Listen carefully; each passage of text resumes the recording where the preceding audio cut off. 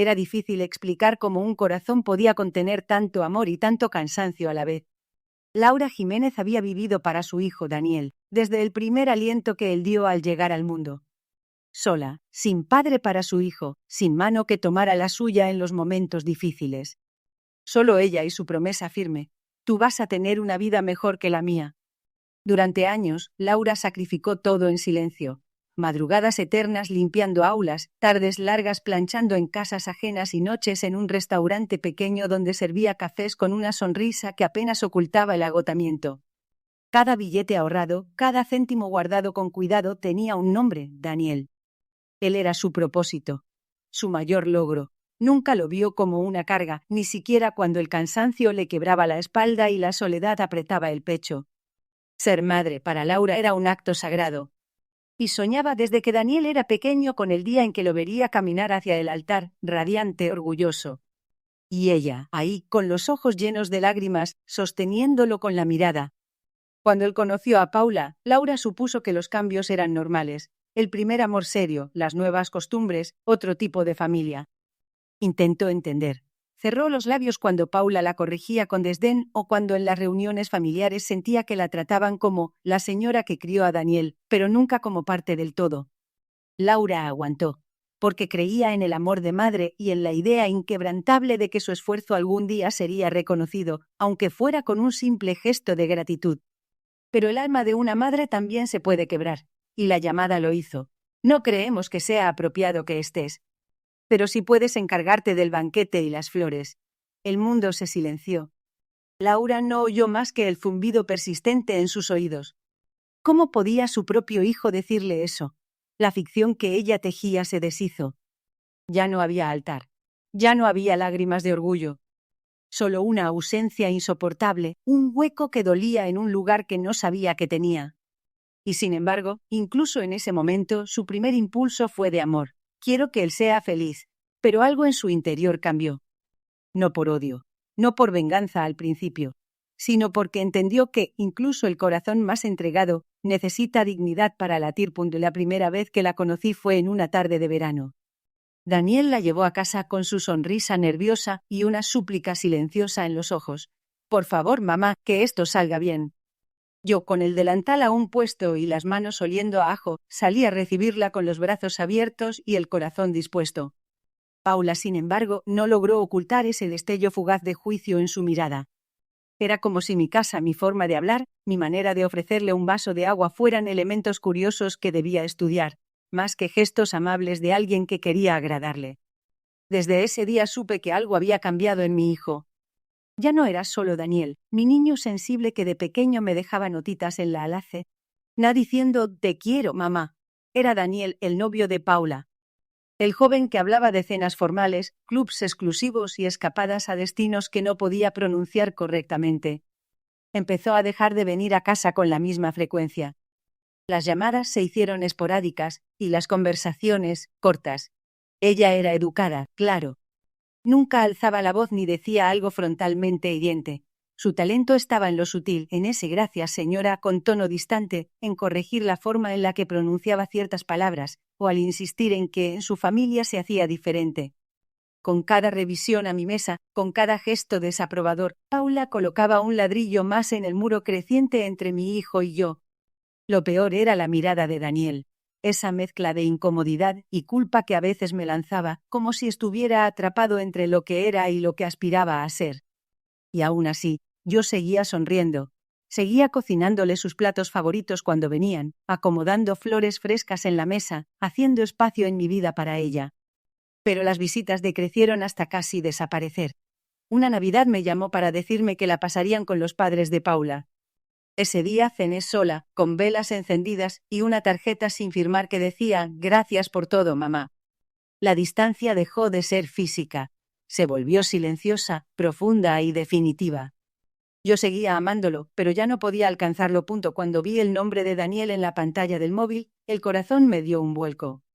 Llevaba días sin saber de él desde que nos anunció con una sonrisa luminosa y ojos brillosos que se casaban. Fue una tarde tranquila en el salón de casa, con la luz del atardecer colándose por la ventana. Mientras hablaba de la boda, yo apenas podía contener las lágrimas de emoción.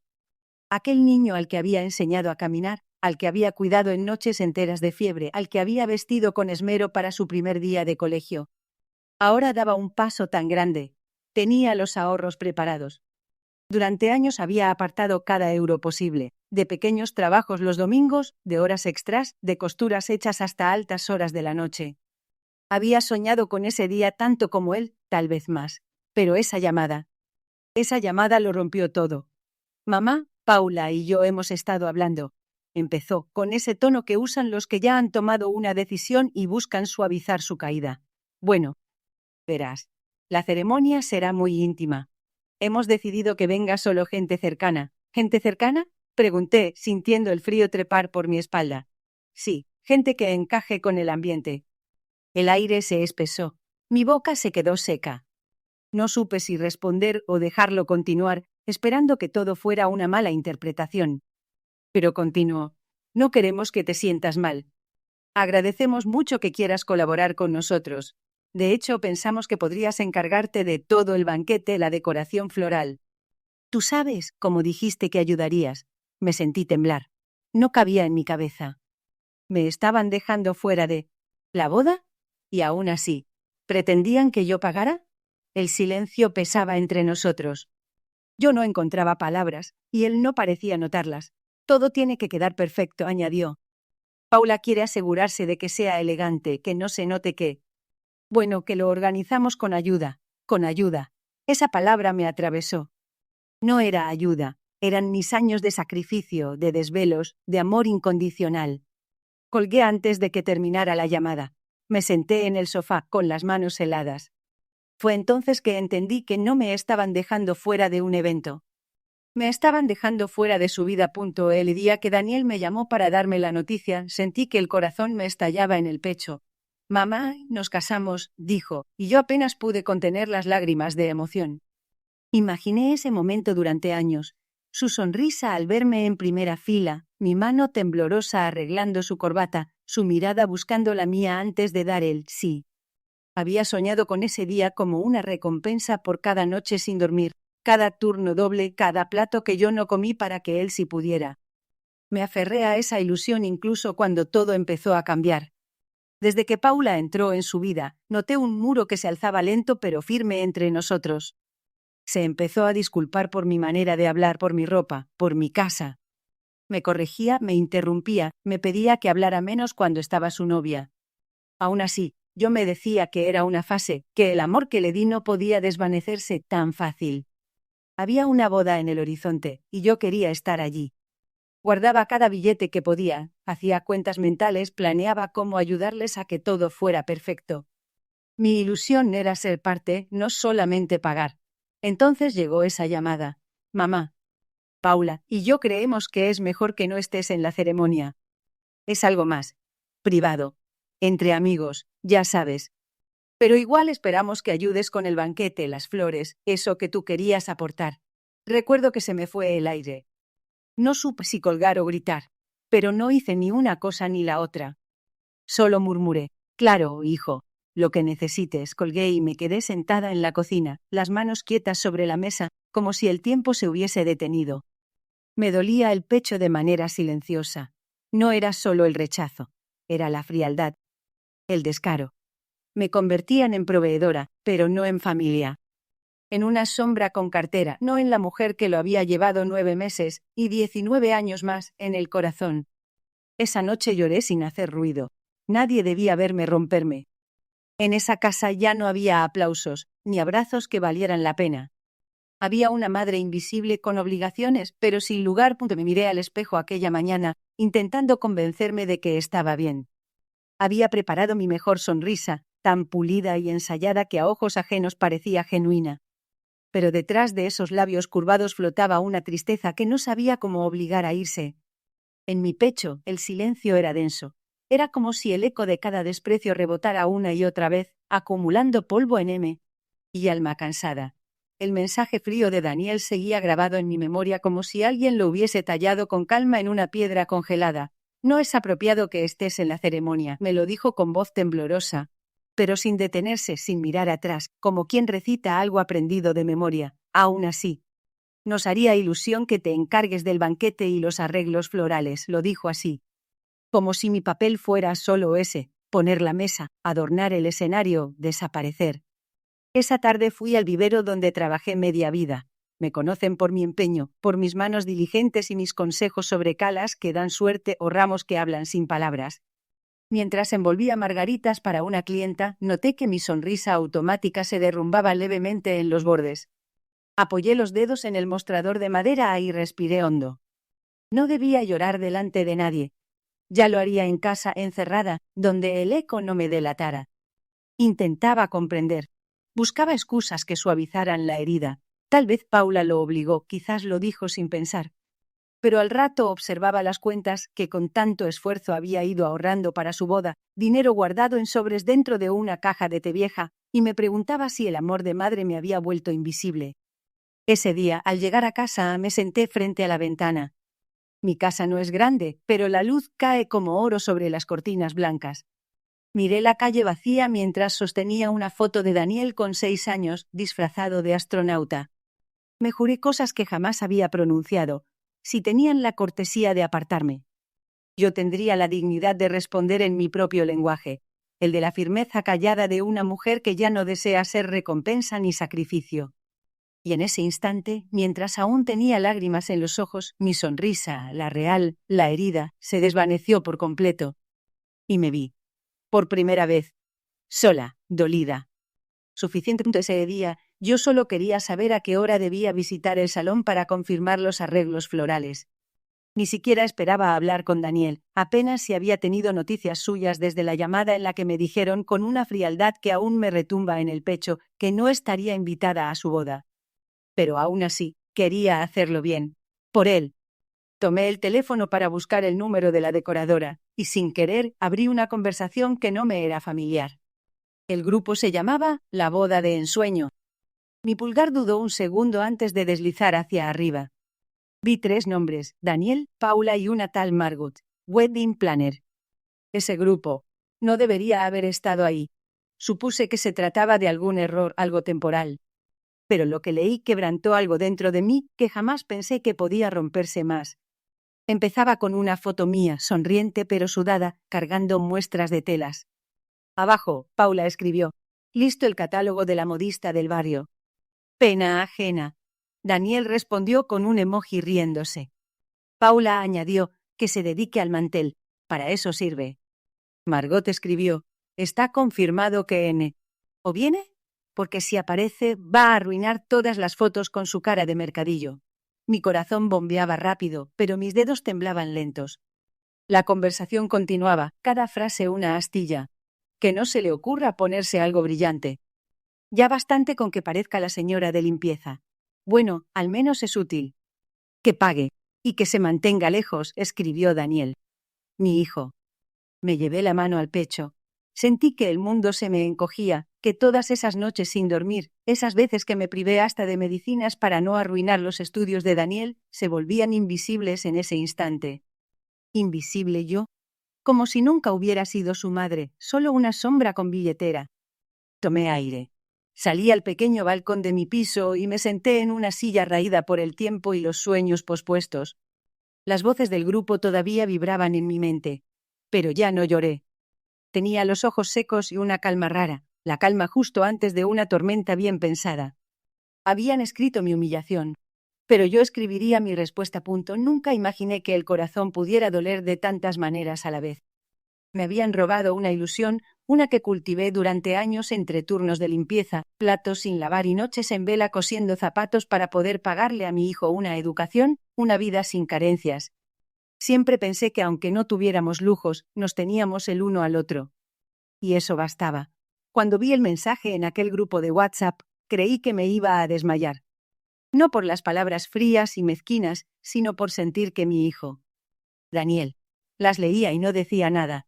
La criada hará su parte, mejor que no salga en las fotos con ese peinado anticuado. Eso fue lo que dijo Paula. Y él solo respondió con un emoji de risa. Lloré. Lloré como cuando lo tuve entre mis brazos por primera vez y pensé que nada me haría más feliz. Pero esta vez mis lágrimas no eran de amor, eran de decepción. De esas que te transforman los huesos. Me miré al espejo y no me reconocí. ¿Dónde estaba la mujer que lo dio todo? La que cruzaba media ciudad para vender empanadillas los domingos para pagarle el fútbol. Esa noche, sentada sola en la cocina, como tantas otras, sentí que algo dentro de mí se quebraba. Pero no se rompió, se liberó. Fue como sacarme una venda que llevaba años usando, creyendo que me protegía, cuando en realidad me nublaba el alma. Me di cuenta de que no era yo la que había fallado, sino ellos. Yo no me había avergonzado nunca de ser madre. Ellos sí, de tenerme como tal. Así comenzó todo. No con odio, ni con un afán de hacer daño, sino con el deber de hacer justicia. Justo ahí, frente a aquel viejo mantel raído, decidí que si ellas se reían de lo que soy, se lo haría recordar. No gritaría, no suplicaría. Mi silencio hablaría más fuerte. A la mañana siguiente me peiné con intención. Me puse mi mejor vestido de flores, aquel que guardaba para ocasiones especiales, y fui a ver a don Ernesto, el abogado que me ayudó a mediar cuando el padre de Daniel se fue. Se sorprendí, o al verme, pero al escucharme. Solo asintió. Había despertado. Y no volvería a pedir permiso para existir. Laura cerró la puerta de su casa con una calma que no sentía. El silencio del lugar contrastaba con el ruido inquietante que sacudía su interior. Llevaba días conteniendo las lágrimas, pero ahora ya no habría más. Aquella tarde, tras leer los comentarios crueles que su propio hijo y su prometida habían escrito en aquel grupo de WhatsApp, algo se rompió. Y algo despertó. Pasó la noche entera sin dormir, sentada en la mesa de su vieja cocina, repasando cada año de sacrificio convertido ahora en burla. Pero no se permitió caer. No más. Con la dignidad rasgada, comenzó a escribir en su cuaderno no una carta de despedida ni un reclamo, sino un plan. Silencioso. Preciso. Inevitable. Lo primero fue aparentar. Fingió estar de acuerdo con continuar ayudando en la organización de la boda. A través de correos cordiales y llamadas breves, aceptó encargarse del banquete, los arreglos florales y parte de la logística. Nadie sospechó que en cada orden firmada colocaba el nombre de su hijo como responsable financiero directo. Ni Paula ni Daniel leyeron los contratos. Estaban demasiado ocupados con los detalles de la etiqueta. Después contactó a Pablo, un colega de juventud que ahora dirigía una pequeña firma legal. Con su ayuda redactó una donación irrevocable. Su casa, el hogar que mantuvo con esfuerzo durante décadas, pasaría a ser propiedad de una organización dedicada a apoyar a madres solteras. Era su forma de decir que su legado no estaría en manos de la ingratitud. A la par, Laura comenzó a transformarse. Se cortó el cabello, volvió a sus clases de costura y retomó el contacto con viejas amigas del vecindario. Volvieron las risas tímidas en las sobremesas, los proyectos compartidos entre telas de colores, los abrazos sinceros. Volvió a ser ella. Llegado el día de la boda, los camiones nunca llegaron. El catering se excusó por falta de confirmación de pago, lo mismo la floristería y los músicos. Laura había cancelado todo, uno por uno, dejando solo huellas legalmente protegidas que la eximían de toda responsabilidad. En su lugar, una florista dejó un pequeño ramo a la entrada del hotel. Calas negras, silenciosas, elegantes. Con ellas, una nota escrita a mano. Gracias por invitarme, mamá. Y entonces, la historia comenzó a escribirse sola. La mañana amaneció soleada. En el jardín de una finca elegante, las sillas blancas estaban perfectamente alineadas frente a un arco floral. Vacío. Paula caminaba nerviosa de un lado a otro con su vestido ajustado de diseño exclusivo. Su madre, con el ceño fruncido, revisaba compulsivamente su reloj, mientras Daniel intentaba calmarse con un vaso de agua. El banquete debía comenzar en 2 horas, pero algo no cuadraba. La wedding planner, también inquieta, revisaba su móvil y murmuraba en voz baja con los técnicos del evento. Nadie respondía a las llamadas. Ni el florista, ni el servicio de catering, ni los músicos. Todo desapareció como si se lo hubiera tragado la tierra. Ni una flor de las que figuraban en el contrato, ni rastro del aperitivo gourmet que iban a servir al llegar, ni las luces que debían encenderse al anochecer. Los invitados empezaron a llegar, vestidos de gala, confundidos ante la falta de ambiente. Algunos preguntaban si se trataba de una sorpresa deliberada. Paula, cada vez más alterada, exigía respuestas entre susurros. Tiene que ser un error. Yo envié las confirmaciones. Entonces, un mensajero, vestido de negro, entregó una caja discreta a la administración del evento. Un lazo blanco cerraba el envoltorio. Dentro un ramo de calas negras y una nota escrita a mano. Gracias por invitarme. Mamá. Daniel palideció. Paula rompió a gritar.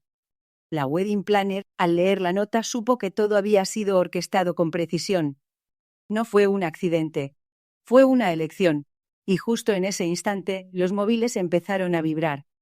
Una publicación se estaba esparciendo en todas las redes. Pantallazos del grupo de WhatsApp donde referían a Laura como la criada y se reían de ella cruelmente.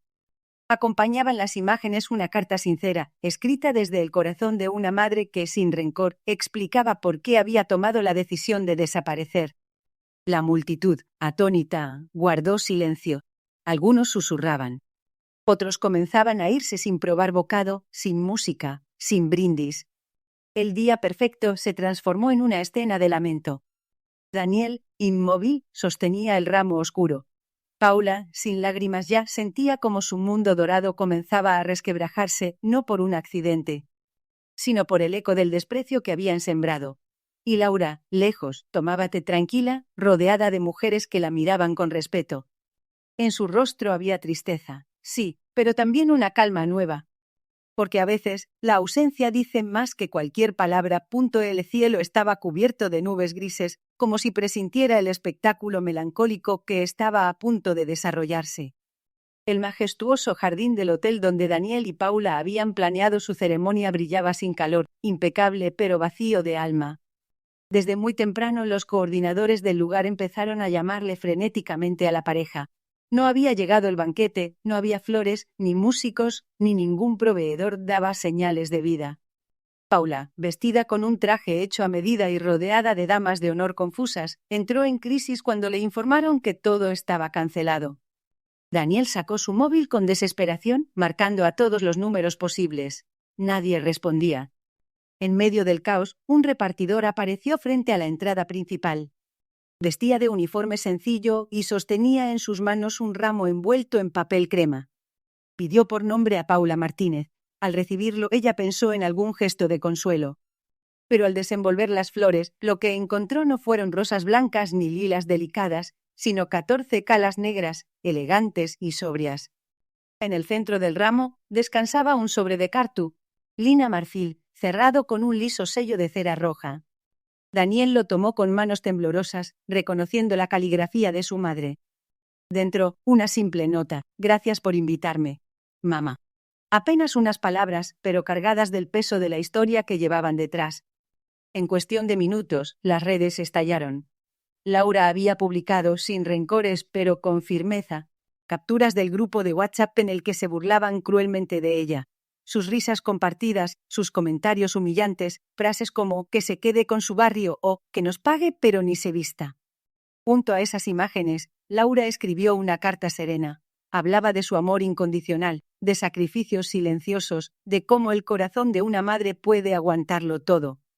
Hasta que deja de hacerlo. El honor no se impone, se siembra en gestos, escribió. Quizás algún día comprendan que pedir sin invitar no es nobleza, y que despreciar a tus raíces puede hacerte perder lo más valioso. Los comentarios se multiplicaron. La sociedad, al principio tan lista para admirar la fastuosidad de la boda, cambió de tono. Muchos se sintieron identificados con Laura, con su dolor contenido, su dignidad iluminada en medio de la humillación. Paula, que tanto cuidó su imagen, empezó a recibir críticas por su altivez. Daniel, silenciado por la vergüenza, no supo qué responder.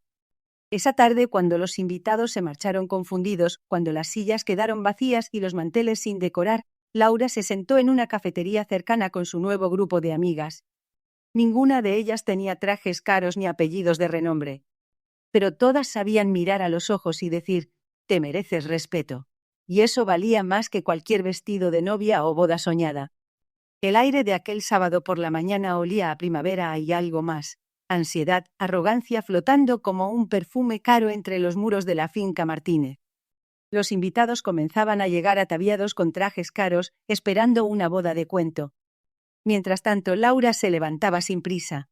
Se hizo un café con leche, aún con rastro de melancolía en los ojos, pero sin rastro de duda en el corazón. Había pasado noches enteras imaginando cómo sería ese día. No así, claro. Nunca pensó que su lugar sería el del silencio, el de quien dio todo y recibiría nada.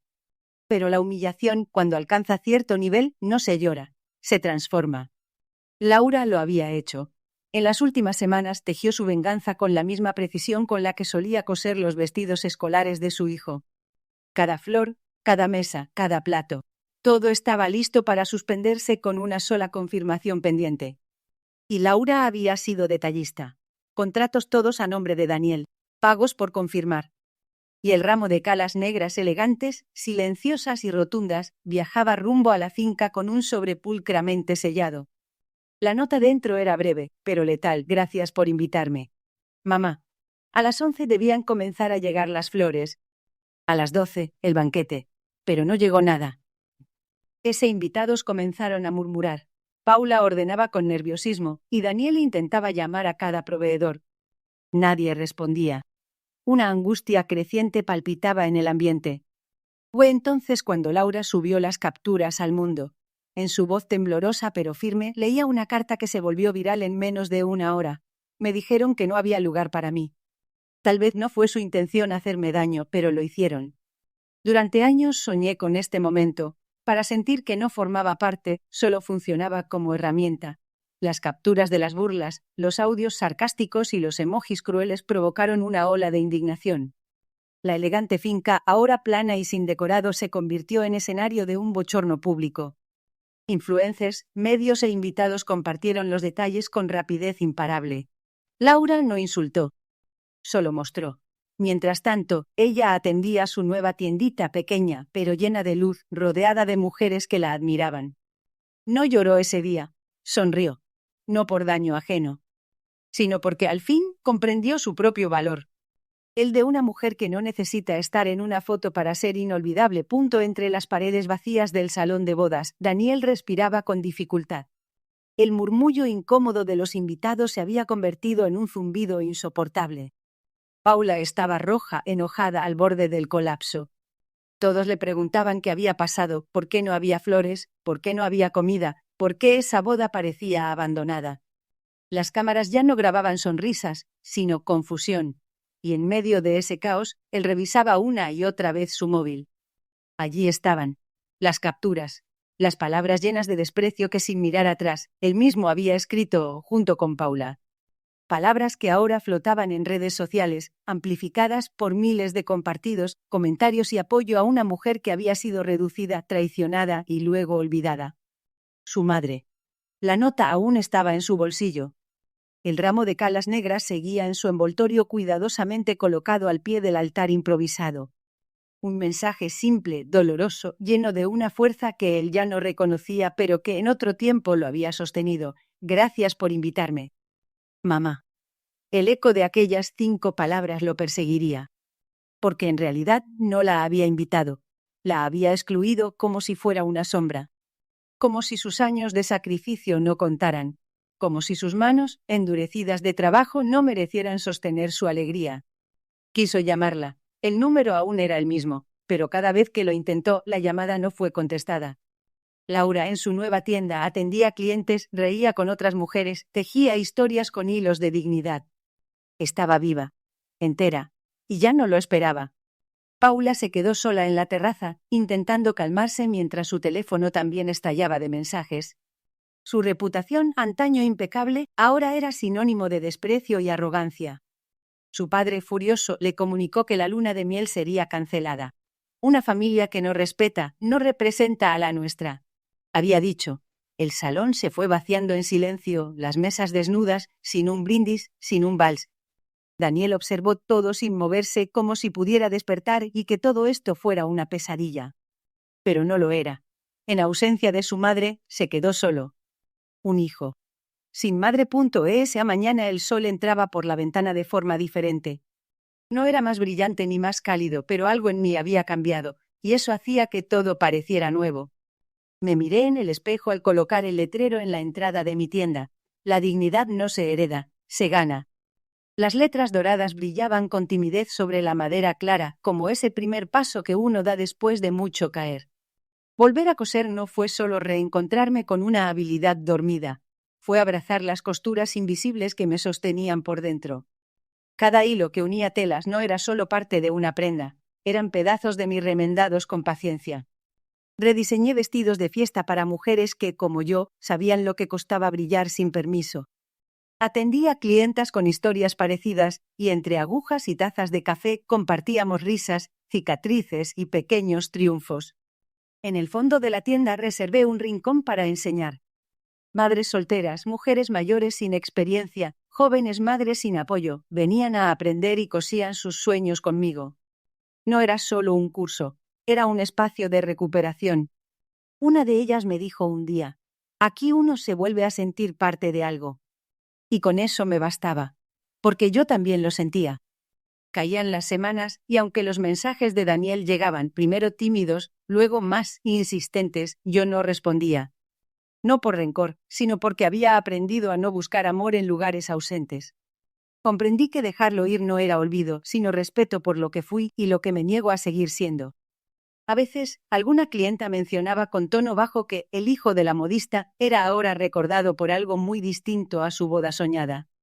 Yo asentía sin decir mucho. Me dolía, sí, pero ya no me abatía. Porque el daño que me hicieron no definía lo que era capaz de reconstruir. Por la tarde, al cerrar la tienda y ver el maniquí del escaparate con uno de mis vestidos más finos, suspiré.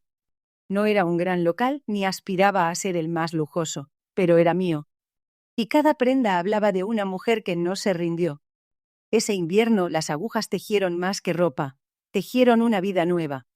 Una donde el amor propio ya no era un lujo, sino el punto de partida.